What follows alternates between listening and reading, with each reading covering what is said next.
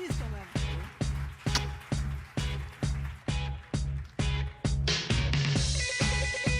Nathalie Collin. Bonjour. Bruno, un immense merci d'être là chaque année avec nous pour nous soutenir et lancer cette soirée. On te retrouvera tout à l'heure. Nathalie, Bruno l'a dit, je découvre avec horreur que j'ai perdu la première page de mes fiches. C'est monstrueux. Bruno, tu peux me la rendre, s'il te plaît? Je vais quand même vérifier, parce que un imprévu, et c'est le bordel.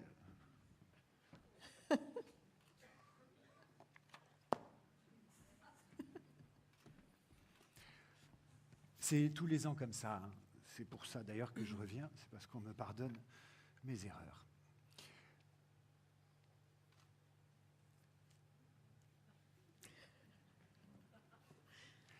Nathalie Collin, directrice générale adjointe de La Poste en charge du numérique, vous êtes là parce que nous avons besoin de parler de nos problèmes réciproques ensemble. C'est un peu comme une soirée des alcooliques anonymes. Chacun vient avec ses difficultés, son Internet, ses mutations, ses disruptions, et puis on se dit tout, quoi. Hein, et donc là, nous, on en a gros sur la patate dans la presse, mais on a quand même encore le fighting spirit. Et donc on se tourne vers vous, qui êtes une ancienne de la maison. Vous avez connu que des industries en faillite. Oui. C'est vrai, hein? La musique, la presse. Oui. Je dirais que Libération est un secteur à lui tout seul. Libération. Mais un écosystème particulier, quoi. Le Nouvel Obs, pareil. C'est autre chose. Perdriel, encore plus. Et puis après, vous êtes allé à La Poste, peut-être une vocation de service public contrariée et qui ne demandait qu'à s'épanouir. Ce qu'il faut noter, c'est que les secteurs en crise dans lesquels vous avez travaillé, ils ont pu se redresser. Par exemple, cette année, on voit que la musique, après avoir été le Titanic du numérique, enfin titaniqué par le numérique, eh ben, ça repart un petit peu. Donc il y a de la croissance. Alors ce que je vous propose, Nathalie, c'est de vous présenter, en lisant votre CV, j'ai fait du journalisme moderne, j'ai été sur Wikipédia, j'ai copié-collé, et puis donc on va comment dire, vous riez, c'est pratique quand même. Non, en fait, je l'ai mis à ma sauce, j'ai tout vérifié, mais je voudrais revérifier avec vous un certain nombre de points qui peuvent faire polémique, Nathalie. Donc on va y aller, et vous m'arrêtez. Il n'y a pas de buzzer, mais dès que je dis une connerie, vous me dites non, c'est pas ça, c'est pas tout à fait ça. C'est mon côté ancien DRH, c'est un peu l'entretien de recrutement, le CV, tout ça. Est-il vrai que vous avez démarré chez Arthur Andersen? Oui. Combien de temps? 4 ans. Mais avec une pause au milieu. Oui.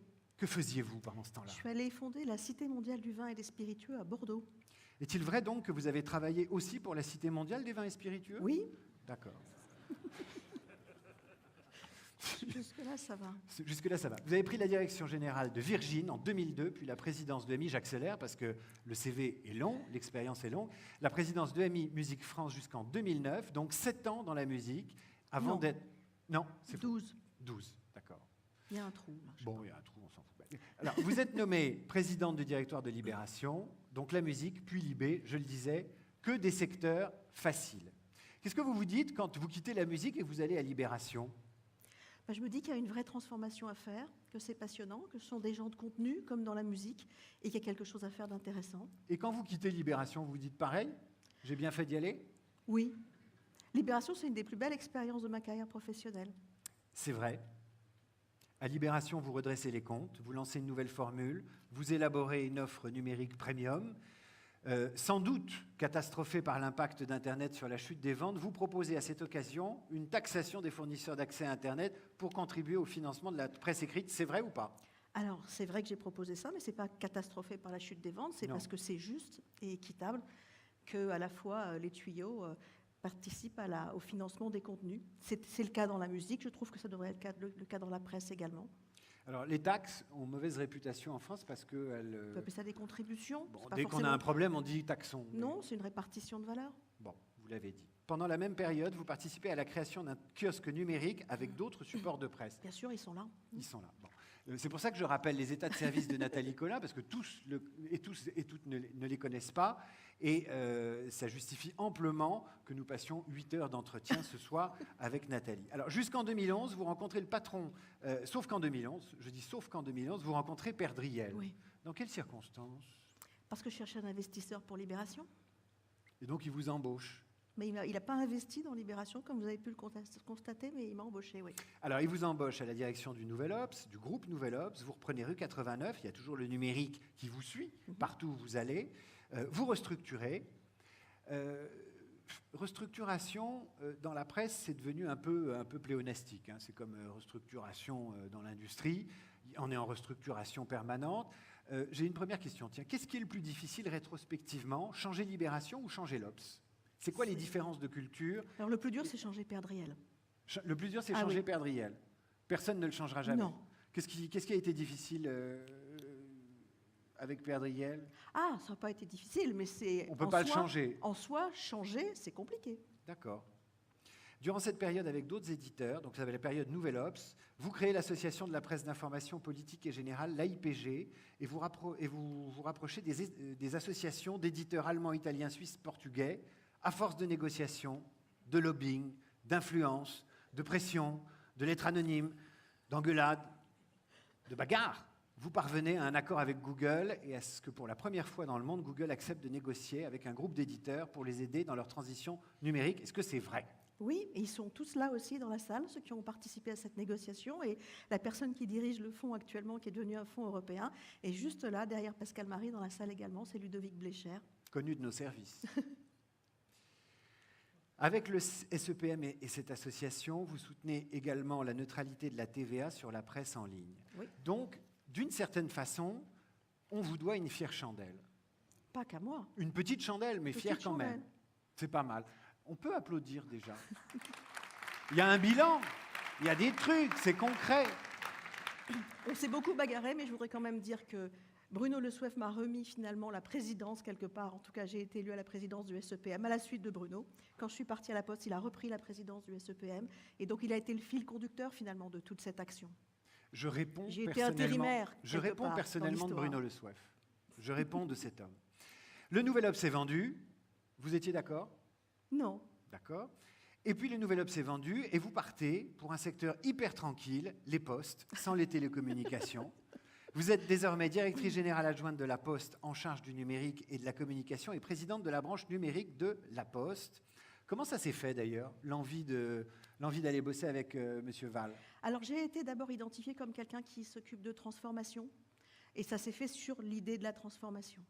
Et c'est vrai que ce soit la musique, on a été dans la musique les premiers à être touchés finalement par la révolution numérique de plein fouet, hein, avec à l'époque, ça fait un peu vieux, mais les iPods, ça a existé en premier. Et puis j'ai beaucoup travaillé à la transformation de ce secteur, ensuite à celui de la presse, et la Poste est probablement une des plus grandes transformations actuellement en France, donc ça s'est fait sur l'idée de la transformation. Grande par le volume, le nombre de personnel, ou grande par la qualité? Les deux. Les deux. Ouais, on va voir. Alors, il y a des bruits de couloir quand même qui vous concernent juste avant la Poste. Est-ce que c'est vrai que vous avez été pressenti? Dans notre métier, pressenti, ça veut dire que c'est faux, donc soyez tranquille. Pressenti pour France Télévisions. Bah, vous savez, quand on a été pressenti, c'est qu'on n'a pas été choisi dans tous les cas de figure. D'accord. Ça veut dire que c'est faux. En revanche, vous étiez bien dans la délégation de responsables économiques qui a accompagné Emmanuel Macron au CES de Las Vegas. Oui, il y a des photos. Est-ce qu'il est prêt? Ah oui. Il est prêt? Oui. Il y va. Bon. J'ai sans doute oublié d'autres bruits de couloir. Ce parcours, Nathalie, il vous vaut d'être notre invitée aujourd'hui. On a des choses en commun. On a 6 points communs au moins. 6 points communs. Et là, je lance un coup d'œil complice au laboratoire Recherche et Développement Pascal Marie, Arnaud de Saint-Simon, qui ont gambergé pour dire mais quel type de points communs très précis on a avec la Poste. Et je vais vous les soumettre et vous allez réagir, vous allez me dire. D'abord, on pourrait comparer le déclin inexorable du courrier postal à celui de la diffusion. Vous m'arrêtez si je ne dois pas dire ça. Est-ce qu'il y a un déclin inexorable du courrier? La diffusion, on verra. Mais oui, d'ailleurs, les chiffres ne sont pas très, très éloignés. Hein. Le courrier baisse en volume de 6 à 7% par an. Bon. Donc, premier point commun, validé. Deuxième point commun, le modèle de la Poste, comme celui de la presse, est remis en question par Internet. Et pire que ça, vous, à la Poste, il y a des gens qui viennent vous concurrencer sur la livraison du dernier kilomètre. Vos barbares, c'est un peu Amazon. Oui, pas Hein. que. Vous en avez d'autres? Disons, alors d'abord La Poste, ce qui est un peu différent par rapport à la presse, c'est que si on prend le groupe La Poste, un quart du chiffre d'affaires est fait par la Banque Postale, qui est plutôt un secteur qui est en vraie progression. Ça marche. Un autre quart du chiffre d'affaires est fait à l'international sur l'Express, qui est un secteur qui est en grande progression également. Et sur l'autre moitié du chiffre d'affaires, plus de 20% est fait par le colis, qui est aussi en progression, même si Amazon aujourd'hui vient nous concurrencer, mais on fait encore plus de 70% du colis en France. Pardon. Oui. Le colis en progression, pardon de vous couper, Oui. c'est pour le coup grâce à Internet? Oui, bien sûr, C'est grâce à au Internet. e-commerce, Donc il y a un absolument. facteur négatif, facteur positif. Absolument. Je referme la parenthèse. Et puis, on a l'activité traditionnelle avec nos réseaux, et on tient beaucoup à nos réseaux, comme d'ailleurs les gens de la presse tiennent beaucoup à leur kiosque, à leur réseau de distribution également. Sauf que nous, on a 75 000 facteurs et 17 000 points de contact. Ça fait beaucoup de monde. Ça fait du monde. Ensuite, les personnels. On a un point commun, nous, journalistes et personnels de presse, avec les postiers, les facteurs, c'est qu'on a une conscience très aiguë de ce qu'on doit faire, de notre métier. Certains d'entre nous sont très syndiqués, comme à la Poste, ce qui n'est pas un défaut, loin de là. Et ils ont un sens aigu de leur mission, ce qui ne facilite pas toujours l'évolution de cette mission. Là, vous pouvez éventuellement m'arrêter pour nuancer ce que je dis. Oui, moi je nuancerais parce qu'il y a une différence profonde, c'est qu'à la Poste, les gens ont compris qu'il y avait un risque, y compris sur l'entreprise et sur l'activité, et qui sont extrêmement attachés à conserver leur emploi et à ce que la Poste perdure. Donc ils ont une assez grande souplesse, finalement, pour offrir d'autres services et pour changer leur mode de travail. Il y a, je trouve, finalement, une plus grande souplesse chez les postiers que chez les journalistes, quelque part. Bonjour. Des sifflets, une réaction corporatiste, quelque chose. Réagissez, vous ne laissez pas faire. Bon, voilà, des applaudissements, why not? Franchement. Hein, alors, ça se tweet. D'ailleurs, pardonnez-moi, mais j'ai oublié de donner le... Enfin, pas ça, hein, mais si vous voulez tweeter, j'ai oublié de vous donner le hashtag. C'est dièse PRMDA. Prix PRMDA. Voilà. PRMDA. Prix relais des magazines de l'année, bah, évidemment. Pardonnez-moi. Alors, ensuite, la mutation de la Poste comme la presse, qui a dû se réformer. À la Poste, on a fait évoluer la manière d'accompagner le public et de l'accueillir. Et nous, dans la presse, on s'est mis quand même à considérer les internautes, ces barbares, un peu comme des lecteurs. Hein, parce que longtemps, dans la presse, on s'est dit, il y a ceux qui lisent le papier, donc qui ont une espèce de cerveau assez évolué, et puis les internautes sont bons à lire des conneries, etc. Petit à petit, on s'est mis à les considérer. Ça oblige à changer. La prise en compte du public. Moi, ce qui m'a fasciné, et je vais toujours au bureau de poste, c'est le changement d'attitude au sein du bureau de poste. Ça ne relève pas complètement de la numérisation, encore que, au bureau de poste, on me fait faire des choses numériques et on s'occupe plutôt de mon bien-être. Racontez-nous ça, c'est pas mal. Alors ça a été un changement extrêmement important, ça a été la disparition des hygiaphones. Non, je rigole, mais c'est vrai que ça a été le fait de mettre les postiers au cœur du bureau de poste en allant, c'était une nouvelle démarche, hein, en allant vers leurs clients finalement. Donc ça a été très remarqué, ça a très bien fonctionné. On est dans la deuxième phase de cette, on peut dire révolution, parce que pour qui a été dans un bureau de poste il y a 10 ans et il va aujourd'hui, c'est quand même très très différent.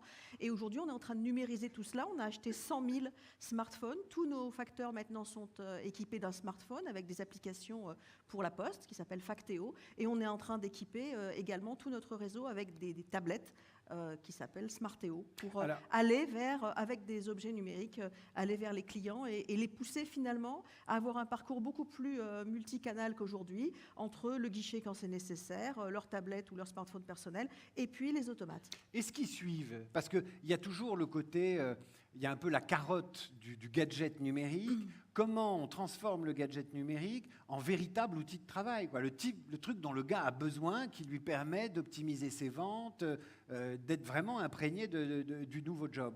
Alors Factéo, c'est tout sauf un gadget, hein, parce que tous les facteurs l'ont dans leur poche, il y a toutes leurs tournées dedans, il y a leurs instructions.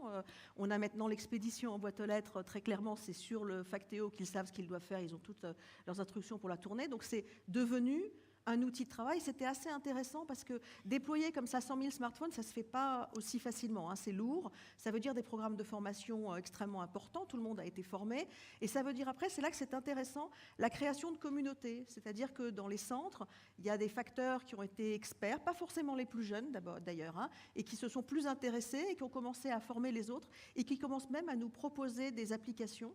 Et on a créé un concours qui s'appelle 20 projets pour 2020. On a des équipes de postiers qui nous proposent des nouveaux services grâce à ces outils. Donc vous avez une remontée et vous suivez les idées. Alors ensuite, postier et journaliste sont deux métiers à qui les gestionnaires et les gens de marketing ont clairement fait comprendre qu'ils devaient un minimum tenir compte de l'existence du business et de la vente. Et pour les autres, de la pub. Hein, avant, on écrivait comme ça, et puis de temps en temps, on entendait parler de la pub et on s'en foutait. Maintenant, les choses ont un peu changé parce qu'il y a la restructuration et les enjeux budgétaires et commerciaux se rapprochent des préoccupations, non pas quotidiennes des journalistes, mais quand même un peu. En clair, les postiers doivent vendre peut-être un peu plus, ou en tout cas, il y a une idée qu'au-delà du service public, ils puissent avoir une activité commerciale. Et puis, les journalistes, sans faire de pub, évidemment, doivent penser aux enjeux publicitaires, même si ce n'est pas leur taf. Là encore, vous voulez ajouter quelque chose avec ce parallèle ? Oui, alors ça dépend des postiers en fait, parce que les facteurs clairement ne sont pas dans une démarche de vente, ils sont dans une démarche de service. Et je ne crois pas que demain, ils seront dans une démarche de vente. L'intérêt d'avoir ce maillage territorial avec nos facteurs, c'est d'apporter des services au plus près de la population. Donc on n'est pas tellement dans cette optique-là. Par contre, les guichetiers, évidemment, sont de plus en plus dans une démarche de vente. Et d'ailleurs, beaucoup d'entre eux se transforment en conseillers bancaires et deviennent effectivement vendeurs de nos produits bancaires ou de nos produits de téléphonie ou de nos produits pour les professionnels, etc. Pour les journalistes, je serai un tout petit peu plus nuancée parce qu'il me semble que c'est important, en tout cas sur le long terme, d'être plutôt sur le fond du contenu et que plus ils se tiennent éloignés de la pub et plus ils seront sur le fond des contenus. Et c'est en tout cas l'assurance d'une plus grande pérennité de leur titre. Alors, la Poste a changé, elle s'est transformée, la presse magazine, elle essaie, elle est dans un working progress, il y a beaucoup de choses qui ont eu lieu. Ces parallèles étant établis, quelques questions. Prenons pour commencer, vous en avez parlé, la baisse des volumes, moins 7% par an pour le courrier, et des Français qui en 2015 sont 53% de moins qu'en 2014 à utiliser les services de la Poste. Comment vous faites ? Est-ce que vous compensez la baisse de cette activité postale par autre chose, et si oui, quoi ? Alors, je ne connais pas le chiffre de 53%, mais par contre, les moins 7%, c'est tout à fait exact. On le compense par finalement le développement d'autres produits, que ce soit sur l'export, que ce soit sur l'express, que ce soit sur le colis. On le compense aussi, comme tout le monde, par des réductions de coûts, parce qu'on est obligé dans une grande maison comme la Poste de faire des réductions de coûts. Et donc, voilà. Pour le moment, on a une entreprise qui dégage du cash, qui a dégagé un profit assez significatif cette année et qui est en croissance par rapport à l'année précédente. Donc, à ce stade, ça fonctionne. Sur la branche courrier ? Sur la totalité du groupe. Sur la totalité. Mais la branche courrier est également au profit. Deuxième attaque sur votre métier, c'est la tournée du facteur. Jusqu'à présent, personne ne vous la contestait. C'était l'ADN, si on veut, l'ADN historique. Et là, Amazon s'y met. Qu'est-ce qu'ils vous font, Amazon, comme misère ? Amazon, c'est avant tout notre premier client. Donc, c'est un client qui est extrêmement important pour nous. Maintenant, ce qu'ils font, ils ont des exigences. Eux, ils ont créé une sorte de bulle, finalement, autour de leurs clients. Et malheureusement pour nous, quand on commande sur Amazon, la première friction dans cette bulle, c'est quand même la livraison. C'est là où on reçoit pas, et les premiers problèmes arrivent à ce moment-là. Donc, ils font plusieurs choses. Ils ont racheté Colis Privé, mais c'est très petit. Colis Privé, ça doit faire moins de 5% du colis en France. Ils ont créé des consignes, mais aujourd'hui, par exemple, pour tenir la saison de Noël, il n'y a que la Poste qui en soit capable. Donc, le vrai risque qu'on a, il est comparable à l'ubérisation dans d'autres secteurs. C'est l'écrémage dans les zones extrêmement denses par des livreurs, des coursiers, etc. Personne ne nous contestera jamais la Creuse, hein. Je ne crois pas. Il y a aussi dans cette possibilité d'attaque d'Internet sur le dernier kilomètre, il y a de nouveaux services, vous l'avez dit, ce qui m'amène à vous demander si sur la culture start-up, La Poste fait comme ces grands groupes qui disent bon ben voilà, on est énorme, et comme Engie, comme d'autres, qui se mettent à ouvrir des labs, à créer des écosystèmes de start-up qui travaillent un peu sur des services connectés ou qui imaginent comment la Poste pourrait être ubérisée par un plus petit, et en fait vous travaillez avec eux, éventuellement les racheter, vous nourrir de leur... Comment ça marche ça? Est-ce que vous le faites? Alors on travaille beaucoup avec les startups. Moi, j'aime pas tellement les gadgets, donc on travaille vraiment avec eux. On a créé une plateforme d'interconnexion des objets connectés sur laquelle on pose des services. Et par exemple, on était à Las Vegas avec cette plateforme et avec 15 des startups sélectionnées. On en a sélectionné 100. On en a emmené 15 à Las Vegas. On a posé leurs services sur notre plateforme. Et derrière, on leur offre des possibilités de déboucher pour leurs services et puis une exposition forte grâce à la Poste. Donc ça, on le fait. Et le maillage territorial de la Poste nous permet d'avoir des startups sur tout le territoire. Donc on travaille beaucoup avec les startups, oui. Est-ce que vous en rachetez? Est-ce que vous en financez? Alors, on finance dans un premier temps des POC pour commencer à voir comment les startups peuvent finalement travailler un petit peu avec nous. Il nous arrive d'en racheter. On a eu plusieurs acquisitions cette année. Une que vous connaissez sûrement qui est Restoin, la livraison de repas à domicile. On a investi dans Stuart, qui est de l'ubérisation du métier de la course, hein, vraiment. Et puis, on a 2 ou 3 acquisitions en cours, mais qui ne sont pas encore finalisées. Donc oui, bien sûr. Alors, sur la restructuration, vous avez fait moins de restructuration à la Poste que vous en aviez fait dans la musique ou dans la... Heureusement, ça aurait fait du monde. Dans la presse, ça aurait fait du monde parce que vous êtes des dizaines de milliers, 200 000, ou un peu moins de 200 000. 250. 250. Et alors, pour le coup, nous, dans la presse, on a droit à des restructurations, y compris des plans de départ. Cette transformation du postier en ce que Philippe Val appelle l'opérateur universel d'échange, comment ça marche? Comment on prend cette masse énorme et comment on la met en mouvement? Et là, c'est de la dentelle, c'est de la broderie, quoi. Il ne suffit pas de distribuer des tablettes et des smartphones. Alors, c'est à la fois difficile à mettre en mouvement et à la fois extrêmement puissant quand ça se met en mouvement. Donc, on est en train de les mettre en mouvement autour des clients. Alors, on l'a déjà fait dans les bureaux de poste. On est en train de le faire avec les facteurs et avec les guichetiers. C'est-à-dire, on commence à créer des comptes clients de la Poste pour chacune des personnes qui rentrent à la Poste pour leur proposer d'autres services. Et donc, on est en ce moment même en train de tester des cas d'usage. Comment on va pouvoir créer une identité numérique, avec quels bénéfices ça va pouvoir avoir, avec un coffre-fort numérique pour poser, par exemple, les opérations postales, mais aussi tout un tas d'autres opérations. Donc, on est en test en ce moment. C'est quelque chose qu'on démarrera à la fin de l'année. Et quand on a des choses normalisées, les programmes de formation à la Poste sont extrêmement puissants. On forme tous les ans plus de 80% des postiers.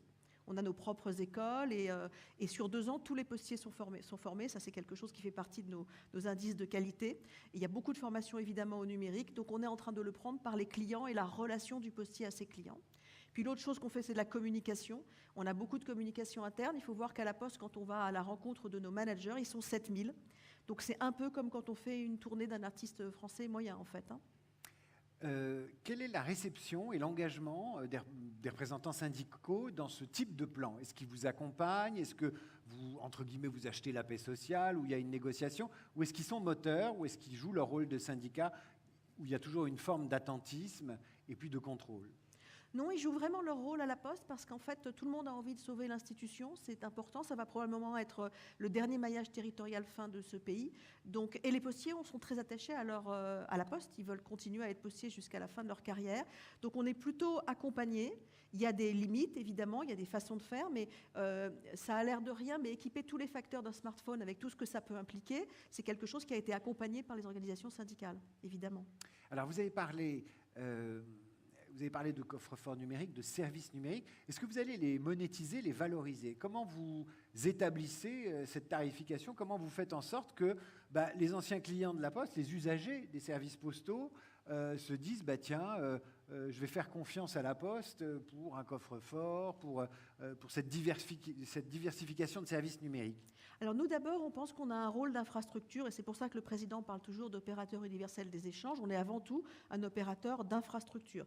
Que ce soit, ça a l'air idiot, mais la base adresse, qui est quand même quelque chose qui est mis à jour en permanence, hein, c'est un travail très important par la Poste, permet de développer des échanges pour tous les acteurs. C'est ce qui a permis de développer le e-commerce ou même d'ailleurs le postage de la presse en France, contrairement à l'Italie où c'est pas possible parce qu'il n'y a pas ce niveau de service postal. Donc, comme opérateur d'infrastructure, on se vit comme opérateur d'infrastructure dans le numérique également. Et donc, on n'a pas l'intention de faire payer le fait d'accéder à une identité numérique ou à un coffre-fort numérique de base. On considère que c'est l'infrastructure, finalement, pour les échanges dans le numérique. Par contre, évidemment, on passe des accords avec des entreprises. Aujourd'hui, les gens ne le savent pas forcément, mais on est un des premiers éditeurs de numérisation de bulletins de paye en France. On dématérialise des process ressources humaines ou des process financiers. Et donc, on appuie ça sur notre relation B2B. La Poste, on ne le sait pas forcément, mais est avant tout une entreprise B2B. Oui, il y a du B2B. Et là, vous avez un atout qui est assez intéressant, c'est le big data. Vous ne l'appelez pas comme ça, mais vous êtes quand même assis sur une base de données incroyable. Parce que big data, ça fout un peu la trouille encore aujourd'hui. Est-ce que vous allez faire du big data et comment vous allez en faire? Alors, d'abord, on l'appelle comme ça. Ensuite, c'est une entreprise qui est nativement big data parce qu'on doit transporter quelque chose comme 11 milliards d'objets par an. Donc, pour nos chaînes industrielles, La Poste, elle est big data depuis très longtemps, en fait. Donc, ça, c'est un premier élément. Et on n'a pas l'intention d'asseoir notre stratégie sur la revente des données de nos clients. On a même l'intention de faire l'inverse. C'est-à-dire, nous, on pense qu'il y a d'un côté, finalement, le monde des GAFA où le client, c'est le produit. Et donc, ils revendent les données. Et puis, d'un autre côté, on a envie d'être dans un univers où on est plutôt dans la protection des données. On est en train d'étendre le serment des postiers et donc le secret des correspondances au secret des correspondances numériques. C'est important. Vous l'avez prêté, vous, le serment du postier? Absolument. C'est comment? Qu'est-ce qu'on jure? Alors, je ne connais pas par cœur, mais c'est comme le serment d'Hippocrate, quoi. Oui, pour la Poste. Mais pour le postier. On ne va pas ouvrir les correspondances, etc. D'accord. Mais en marketing direct, par exemple, vous parliez du B2B, La Poste est aux côtés d'un certain nombre de clients institutionnels et vous leur dites, nous, on peut vous aider à faire du marketing direct. Ça n'est pas trahir le secret des datas et l'intimité des gens qui sont concernés, mais enfin, en même temps, c'est un service que vous pouvez rendre à vos clients. Absolument, mais en fait, cette complexité-là, elle est mal appréhendée et donc souvent les gens vont au plus simple. Ce ne sont pas les données de nos clients, ce sont des bases de données qu'on achète, qu'on enrichit, et effectivement qu'on peut revendre dans le cadre de notre activité marketing direct, puisqu'on est le premier acteur de marketing direct en France, avec les imprimés publicitaires. Par contre, ce sont des données, ce sont des gens qui ont opté in, qui sont d'accord pour qu'on utilise leurs données, des données qu'on achète, et on ne le fera jamais avec les données ni de l'identité, ni des coffres-forts, ni évidemment les données des clients de la Poste. Est-ce que les datas, et là je parle à la femme de presse, est-ce que les datas c'est quelque chose avec lequel la presse magazine peut travailler? Est-ce que c'est une matière, est-ce qu'il y a du potentiel, est-ce qu'il y a un gisement de chiffre d'affaires du côté des datas pour la presse magazine? Bien évidemment, mais ils le font déjà. Il y en a même plein qui sont très très bons d'ailleurs dans ces secteurs-là. Et on le fait tous quelque part pour une raison simple, c'est que c'est la seule façon finalement d'industrialiser la personnalisation du service à ses clients. C'est-à-dire qu'aujourd'hui, La Poste, c'est une boîte ultra-industrielle avec un service standardisé au meilleur prix parce qu'on est assez peu concurrençable sur l'industrialisation de masse du transport de lettres ou de colis. En revanche, si on veut aller personnaliser nos services, on doit utiliser les datas pour simplement allouer les ressources au plus juste et d'autres être capable de donner une prestation de service la plus en adéquation avec ce que veulent chacun de nos clients. Alors c'est très très vrai pour tout le marché de la publicité et puis c'est très vrai évidemment pour toute la presse magazine aussi. Est-ce que Philippe Val, il vous a, au moment où vous avez présenté votre plan de développement numérique, c'était à l'automne, oui. Est-ce qu'il vous a dit vous avez un objectif en termes de chiffre d'affaires sur les activités numériques, quelles sont vos ambitions à ce niveau-là? Je ne sais pas, à 5 ans, est-ce que c'est dissible ou pas? Oui, mais ce n'est pas le cœur du débat finalement. À La Poste, les activités numériques, c'est environ 600 millions d'euros de chiffre d'affaires et 200 millions sur le site, plus ou moins. Ça va croître, mais l'enjeu, il est beaucoup plus sur la transformation du métier de La Poste, puisqu'on fait 24 milliards d'euros de chiffre d'affaires. Donc, ce n'est pas en partant de moins d'1 milliard qu'on va transformer 24 milliards. C'est vraiment en travaillant sur la data, sur le client, sur la personnalisation, et donc en faisant changer les autres métiers de La Poste qu'on va arriver à une transformation. Le vrai objectif, il est là.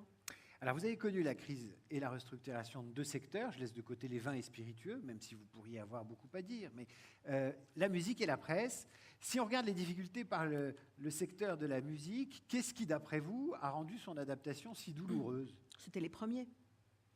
C'est très clairement, personne ne savait ce que ça voulait dire. Quand en 2002, le marché a commencé à se retourner, personne ne croyait que ça allait continuer, personne n'a compris. Puis la musique sortait de la numérisation. Finalement, le numérique avait été une opportunité formidable pour la musique. On est passé du vinyle au compact disque, et ça a été 15 ans de croissance à 2 chiffres, de façon la musique était extrêmement riche. D'ailleurs, on a eu une période de créativité et de signature d'artistes encore absolument formidables qui sont encore sur le marché aujourd'hui. C'est vrai qu'on oublie de dire que la musique, à un moment donné, a eu une transition numérique formidable, c'était le CD. Absolument. Et elle a loupé la suivante, en fait.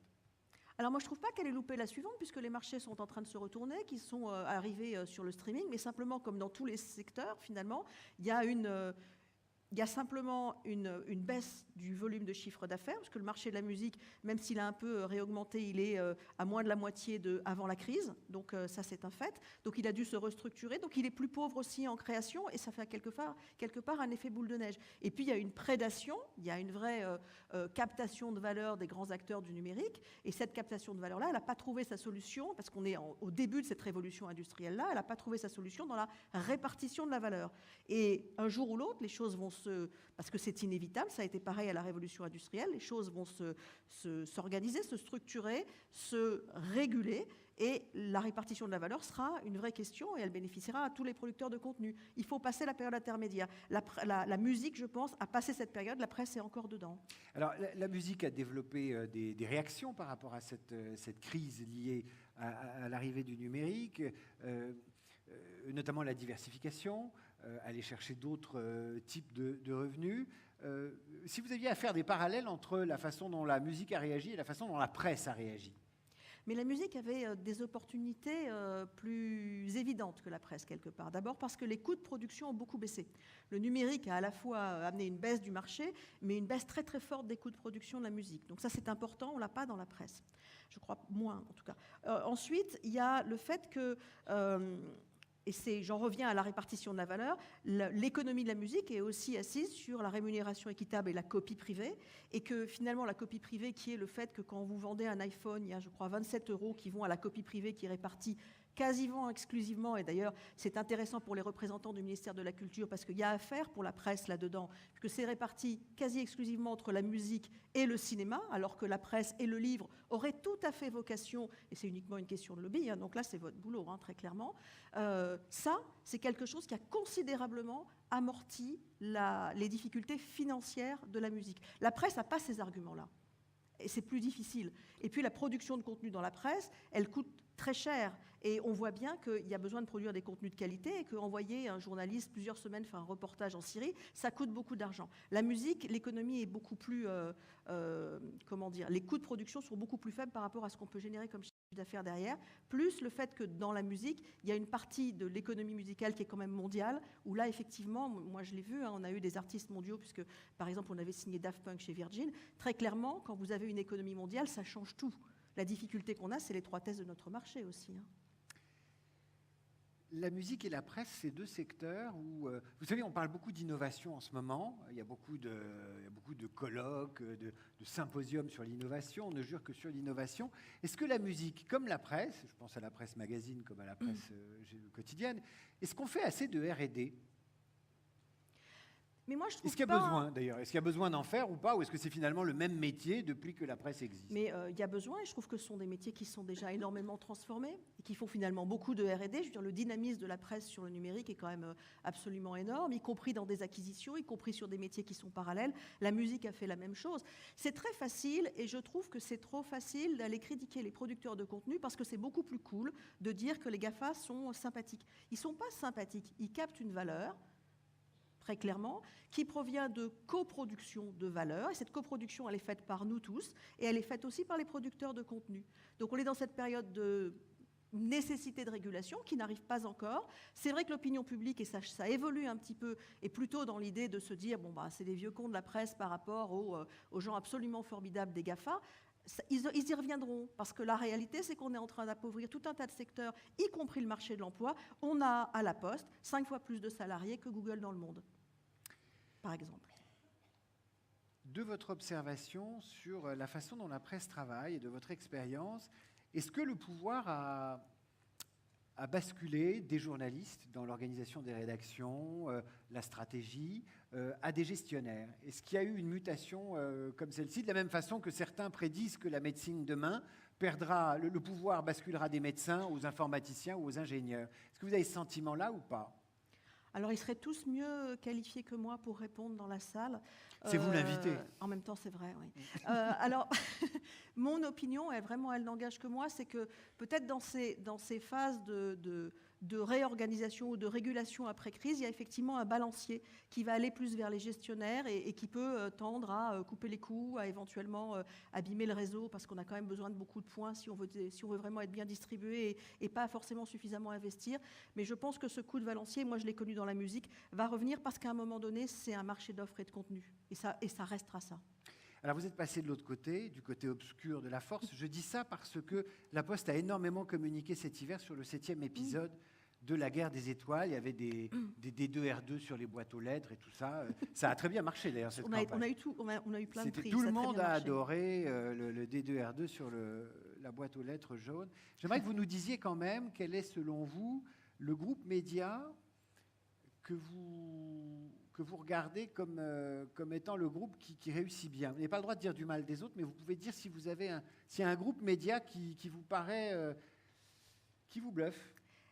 J'ai passé 12 années dans la musique et on n'a jamais réussi à m'extorquer quels étaient mes artistes préférés. Donc je suis un tout petit peu plus coriace que cela, je ne vous dirai pas. J'ai plein d'amis dans la salle, je ne vais pas ressortir avec un ami et 399 ennemis. Ce ne serait pas raisonnable.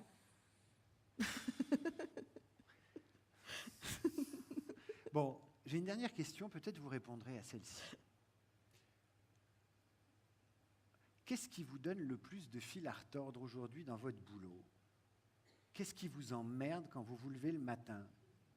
Rien. Oh. Mais ce qui est rien. Ce qui est dur, qu'est-ce qui est dur? Rien, parce que c'est vraiment passionnant. Dur. Non, mais évidemment, c'est passionnant. Ce qui est dur, c'est la taille. Ah. C'est-à-dire, non, mais c'est vrai, quand on passe, moi je suis passée d'une entreprise qui doit être oui, c'est très drôle. C'est complètement débile quand même, débile, enfin. Oui, mais oui, mais vous ne voulez pas quitter la salle? Non. Indignez-vous. Cela étant dit, moi aussi je me suis marré. Continuez, pardon. Non, mais c'est vrai, quand on passe d'une boîte de 300 personnes à une boîte qui en fait 250 000, c'est plus compliqué de faire passer ses idées. Ah, c'est pas mal ça. Bah, c'est vrai. Plus compliqué de faire passer. Ah bah oui, c'est plus compliqué. Ça veut dire que la transformation digitale et le discours qui va avec, le numérique, c'est notre nouvelle culture, etc. C'est pas à la Sarbacane qu'il faut l'envoyer. Absolument. Et donc, mais c'est en même temps une culture très forte de la Poste. Moi, j'apprends énormément dans comment on démultiplie un discours, comment on va aller toucher la totalité des postiers, parce que c'est ce qui se passe. On a ce qu'on appelle les espaces-temps communication, peu importe. Mais, les espaces-temps communication. Absolument, ça s'appelle comme ça. Vous êtes fait pour la guerre des étoiles. Ah oui, c'est vrai. C'est l'interstitiel galactique. Non, mais c'est une démultiplication depuis finalement des messages qui sont des messages stratégiques du siège sur la totalité des postiers. Ils sont 250 000, c'est compliqué. Et en même temps, je trouve que c'est passionnant. Non, il n'y a rien qui m'embête le matin, au contraire. Alors, qu'est-ce qui vous fait le plus triper en y allant?